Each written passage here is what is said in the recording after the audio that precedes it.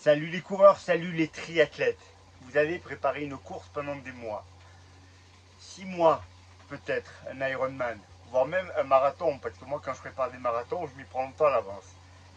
Et vous avez réussi la course que vous souhaitiez. Vous avez échoué lors de votre course. Mais maintenant, c'est le grand vide. Vous ne savez plus quoi faire. Comment gérer l'après-course, c'est ce dont on va parler aujourd'hui. Quand on prépare une course, on y investit beaucoup de temps, mais on y investit aussi beaucoup moralement. Ça vous obnubile, malheureusement, souvent, on ne fait plus que ça. On est focalisé sur cet objectif-là. Et puis la course arrive, on l'a réussi ou pas, et derrière, ça va être un peu compliqué. Alors il y a les jours qui suivent la course où c'est souvent l'euphorie. On va partir du principe que vous avez réussi votre course, vous êtes super content, vous êtes en pleine forme, vous ne sentez même pas la fatigue, vous avez quasiment envie de reprendre tout de suite. Puis quelques jours après, vous avez la fatigue qui arrive. Et comme vous êtes en période de récupération, vous vous dites je vais en profiter pour me reposer. Et là on plonge très vite dans un grand trou noir où on ne sait plus trop quoi faire. Est-ce que je m'entraîne? Est-ce que je ne m'entraîne pas? Est-ce que je reprends de façon légère? Est-ce que je reprends de façon intensive? Alors mon conseil il est très simple. Déjà, après une énorme course, il faut absolument lever le pied. Il faut lever le pied déjà pour récupérer physiquement et puis pour vous détendre un petit peu moralement. Mais lever le pied, ça ne veut pas dire tout arrêter. Parce que quand on arrête tout, votre niveau va redescendre assez vite, bien entendu. Et puis vous allez souvent vous éloigner de l'entraînement. Et la reprise, elle est super difficile.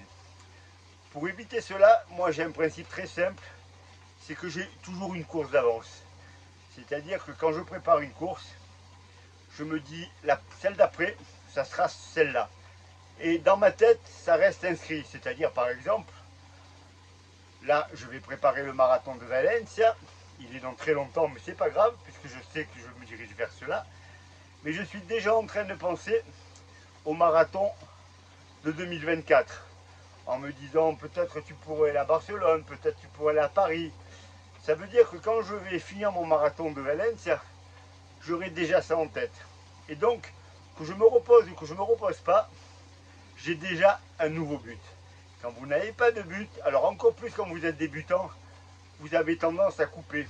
Si c'était votre objectif de faire un marathon et que vous l'avez fait, derrière, il est fort possible que vous arrêtiez de courir.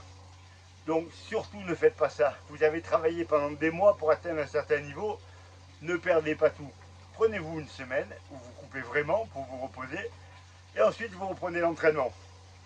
Mais au lieu de reprendre l'entraînement 4 fois par semaine, par exemple si c'était une prépa marathon et que vous êtes débutant, contentez-vous d'un ou deux footings, puis allez faire un peu de vélo, allez nager, faites quelque chose. Ne restez pas inactif, ne perdez pas tout ce que vous avez acquis. Même chose au niveau alimentaire, vous avez sans doute fait très attention à la bouffe. Ne vous jetez pas et ne dévastez pas le frigo pendant des mois.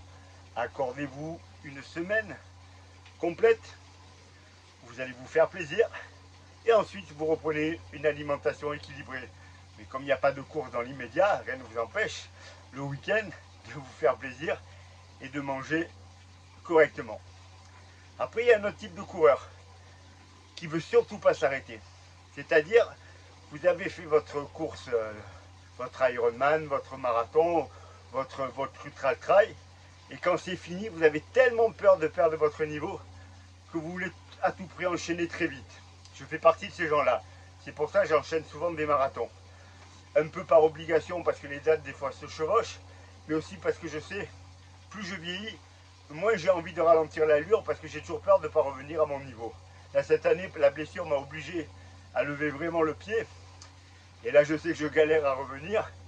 Et je me dis, ah, c'est bête que j'ai pas pu reprendre plus tôt. Mais sinon, il y a des gens qui ont cette tendance-là et qui vont accumuler une fatigue énorme en enchaînant des courses qu'ils ne devraient pas enchaîner.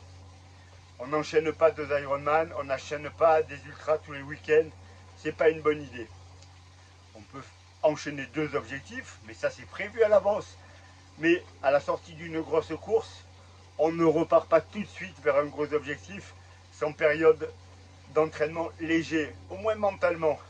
Parce que aller courir 3 fois par semaine, ou 4 fois, ou 5 fois, ou 6 fois selon votre volume, c'est pas un problème.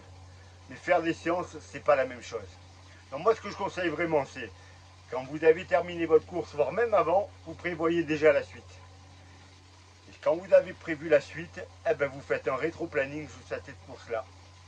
S'il y a des mois entre les deux courses, vous prenez votre période de récup, voire même une période de coupure complète, puis vous reprenez tranquillement l'entraînement par des footings, par des séances de vélo vraiment peinardes.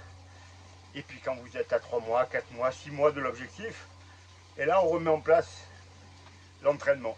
Et puis vous verrez, vous allez vite récupérer votre niveau. Si vous n'avez pas coupé pendant des mois, vous retrouvez rapidement un très bon niveau.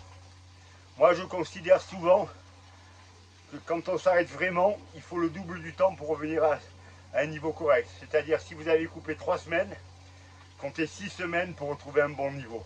C'est pour ça que je conseille plutôt une coupure d'une semaine complète, après une grosse épreuve, puis la reprise des footings tranquillement. Il n'y a pas d'allure à tenir.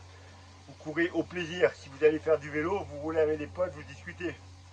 Si vous allez nager, vous nagez tranquillement, vous ne regardez pas les chronos, même chose. Ensuite, il sera toujours temps de reprendre une préparation. Mais ne laissez pas le vide s'installer. Parce qu'on peut tout à fait déprimer. En se disant, mais maintenant je fais quoi? Je me suis entraîné dur, j'ai réussi, j'ai pas réussi.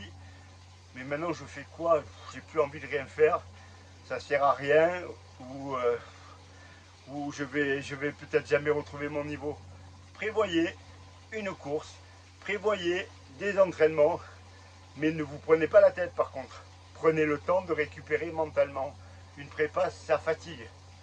Une prépa, vous calculez tout en fonction de ça. Si vous faites du triathlon, vous partez pas en vacances parce que vous ne pouvez pas faire de vélo. Et beaucoup d'entre vous ont fait la même chose. Ça se dit pas trop. Mais au niveau social, le triathlon, c'est un vrai souci. Vous êtes obligé de calculer toujours avec ce maudit vélo parce que nager, courir, on peut le faire un peu partout. Mais moi, à l'époque où je faisais l'Ironman, je sais que partir loin en vacances sans le vélo, ben, ça ne me donnait pas du tout envie. Là, profitez. Si votre triathlon est derrière vous, profitez pour partir à un endroit où il n'y a pas de vélo. C'est pas très grave. Si vous voulez rester en forme, vous irez courir. Voilà, c'est une vidéo pour vous dire, ne vous laissez pas submerger par le vide, ni par je repars tout de suite au combat. Aménagez-vous un temps de récupération morale et physique. Et ensuite, si vous allez programmer un nouvel objectif, même s'il est dans longtemps, votre cerveau va se remettre en marche. Et très bientôt, vous ne penserez de nouveau plus qu'à ça. Et vous allez vous entraîner correctement.